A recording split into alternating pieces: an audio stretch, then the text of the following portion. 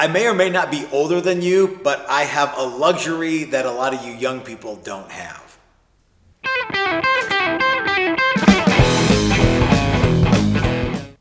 Hey everybody, this is Matt and we're at Texas Toast Guitars. Thanks for watching. I'm in the shop today and I'm actually fitting the heel, actually I'm fitting the neck to the heel of the guitar on this new model that I'm working on. And I've been wanting to do a video about what I want to talk a little bit about something that I've been wanting to do a video about for a while now. And that is resale value and selling guitars and how sometimes never the two shall meet. I remember, okay, so my last week's video, it was basically an 11-minute commercial for a lot of the new workshops that we have here at Texas Toast Guitars and our subsidiary company 5280 Lutherie Workshops. Now, it didn't occur to me that I would get as much pushback as I got on that video because, for one thing, this isn't a charity. This is a business. This is how I earn a living. Not a great living, but it's how I earn my living. And a lot of people gave me a bunch of grief about that. Now, a lot of people were new viewers, like names I hadn't seen before, and they, said something like, one guy was like, clickbait! Nice job, super sleuth. The whole point of a title is to get you to watch, to get you to click. It's bait to get you to click. Clickbait. Duh. And some other people were like, had some fairly good things to say. Some people were just giant buttholes. And a couple people said things like, yeah, but what about resale value? And it occurred to me, like, I haven't had to worry. I'm over 50.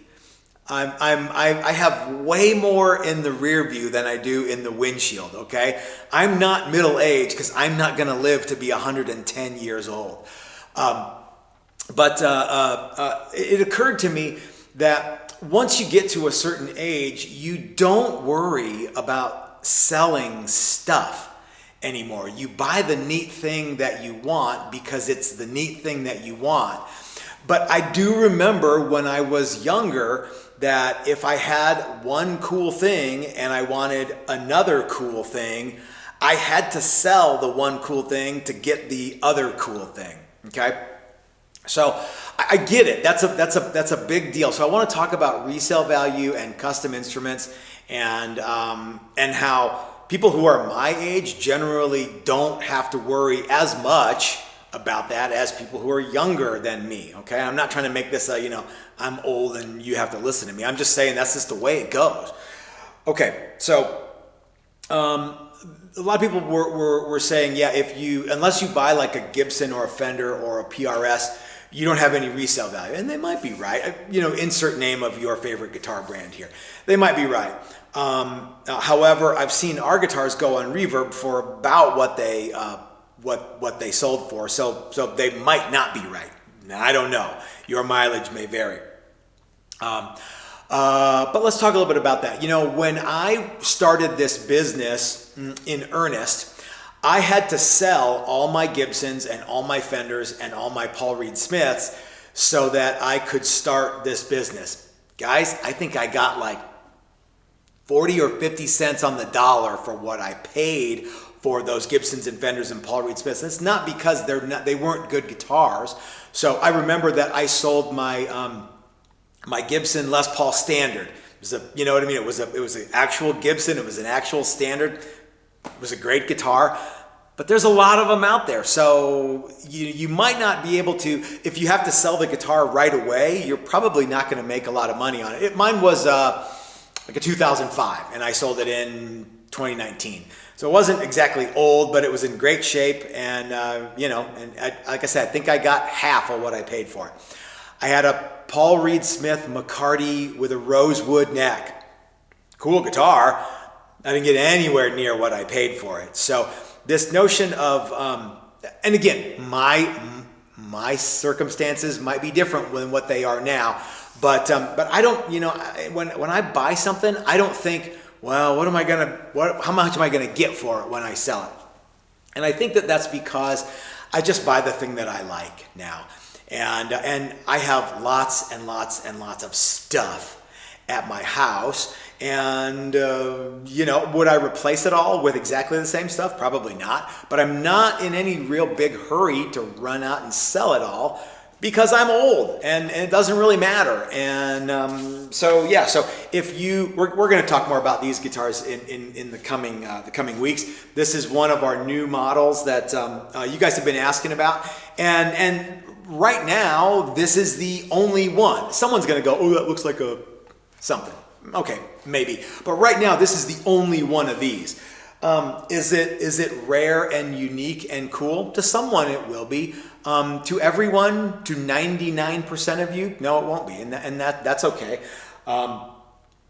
What you have to understand is that once you get older, you realize that everything that you cherish and everything that you love is one generation away from the landfill, okay? Case in point, a lot of you guys know my friend Jimmy. He has a 1957 Strat. He's had it for almost his whole life. He bought it in 1975. Jim, if you're watching, leave a thing in the comment section below. I think his dad gave $50 for it in 1975. Cool guitar by anyone's assessment, right? Super neat. He's had it his whole life. And he has one son that is a musician, plays drums. The guitar is kind of cool to him, but it's not a drum set. His other son doesn't play. His wife doesn't play. So everybody who comes over to Jim's house sees the guitar and goes, oh, man, that's so awesome. But once Jim is gone, again, we don't have, we're not going to live to be 120 years old. So once Jim is gone, something's going to happen to that guitar and it will turn into money. But Jim's not going to be able to see that money because I don't know if he has any intention of selling it. And that's kind of the bummer part, right? If you want to make money with guitars, the real problem is you got to sell the guitar. So you have this really cool thing that's worth something to somebody, or it's worth something to everybody. But in order to realize that dollar amount, you can't have the cool thing anymore. So once you age into that, once you get to that age bracket where you're like, well, this is worth more to me as this neat thing than it is to the $5, $500, $5,000, $50,000, $500,000. It's once you get to the point where you're like, I like this so much that I don't want to get rid of it. It has value to me. Then stuff like resale value is a non-starter. Okay, for young people, it's a big deal. So we do a lot of custom inlay work. As you guys know, my favorite inlay is no inlay, but the Hustler series all has block inlay because I think it's rad. But we do a lot of custom inlay work with like people's names on the guitar. And people, oh man, you'd never be able to sell that guitar. Why on earth would you sell a guitar that has your name on it? You think Johnny Cash sold his guitar or was like worried about it? I think Stevie Ray Vaughan was like, oh, what if I ever need to sell that guitar? So anyway, yeah, having something cool and customized to you, you don't think about resale value. You think, I want this neat thing because I want this neat thing. And if I have to sell it, then I don't get to have the neat thing. So yeah, okay. So that kind of sums it up, right? So resale value is something that, I don't want to say little kids, but it's something that young people worry about more than people who are, I don't know if I'm in the autumn of my life, but I probably am. I think that people who are in the autumn of their lives don't really worry about it. If you're in the spring of your life, then yeah, maybe you get to have one cool thing. I remember those days. I'm not talking down to anybody. That's the way it goes. So anyway, if you are unique and cool enough to want something that's unique to you, or if you're old enough to say, oh, you know what, man, I already have a Les Paul and I already have a PRS and I already have a bunch of Strats and Tellys and stuff. Maybe I want something. Maybe I want one of Matt's Hustler guitars. I don't know what you want. But if you do, then you don't worry about resale value. And Cool, I get it. Again, this is I don't do this as a charity. I do this to earn a living. I don't earn a great living doing it, but I do earn a living doing it. So, gosh, it costs a lot of money to do this, guys. It really does. So I actually just got done making the video, and I thought, gosh, I forgot to tell you guys something else about why I kind of think worrying about resale value is kind of a silly thing. Oh, and I wanted to show you this other version of the same guitar. See, it's got a little bigger booty down here on this one. Anyway, sometimes when you think about it, like the longer you keep something, the less you have to worry about resale value. You know, so like if you imagine if a thing that I keep that cost me $1,000, I have to sell on the second day that I have it. Well, I kind of need to get $1,000 worth out of that thing. It never works like that, but that's kind of how I like to think about it. Or this is one way to think about it. Well, if you keep that thing for 1,000 days or 2,000 days or 3,000 days or 4,000 days, then if you keep something that costs you $1,000 for 4,000 days, it costs you $0.25 a day. That's another way you can think about it, I guess. I don't know. Back to the video. So anyway, if you want to come out and build a custom guitar with us, I absolutely encourage you to do so. If you want to buy somebody else's custom guitar, yeah, go for it, man. If you want to buy if you want to buy the Hustler that I'm holding in my hot little hand right here, all of these are cool, and all of them are a little different, and all of them are a little bit the same. And we're gonna see which one you guys like. Maybe we'll make all 4 of them. Maybe we'll just pick one. Maybe these will be the last ones. I don't know. You know, you throw a bunch of stuff at the wall and you see what sticks, right? So you'll be seeing more of these guitars as well as more of our Challenger and more of our Icon models coming up. I don't know if you guys know this, but every Friday, most Fridays, we try to do a reveal where we show you off some guitars that got finished that week and before they get shipped out. Sometimes we don't do it because stuff's got to get shipped out fast, or sometimes we don't do it because we take some time off or something like that. But most Fridays we try to do some kind of reveal, and every workshop, every Friday after a workshop, we always have a reveal because people like to show off the neat thing that they made. I got to tell you something. Nobody, and I mean nobody, comes to a guitar class or a workshop with us thinking, I'm going to sell that guitar.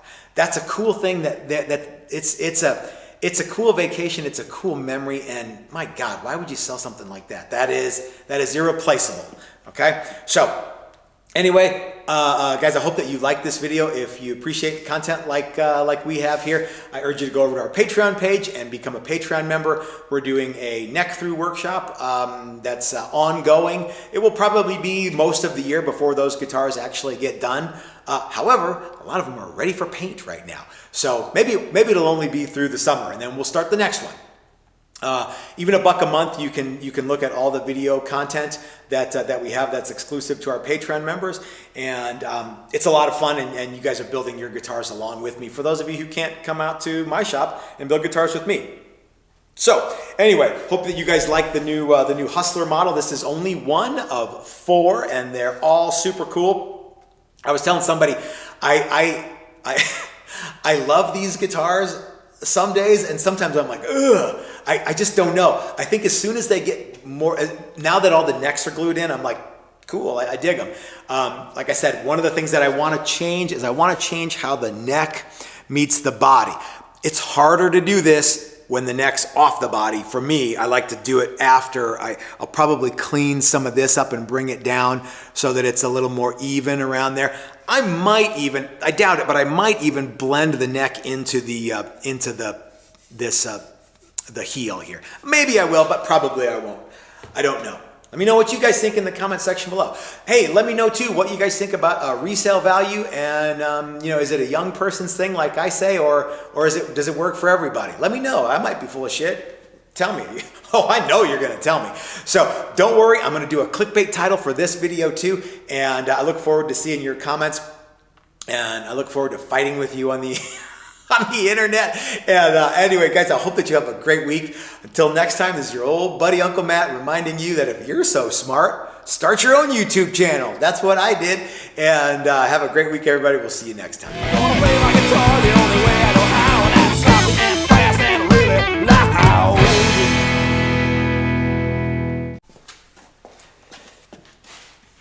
see if you're careful, you can really fit the heel of the neck into the heel of the guitar and make it look good. I tell you what, making guitars by hand is a cool thing, you guys. I encourage you to do it. I encourage you to build your own instrument. I think it's neat. Brian May agrees with me too.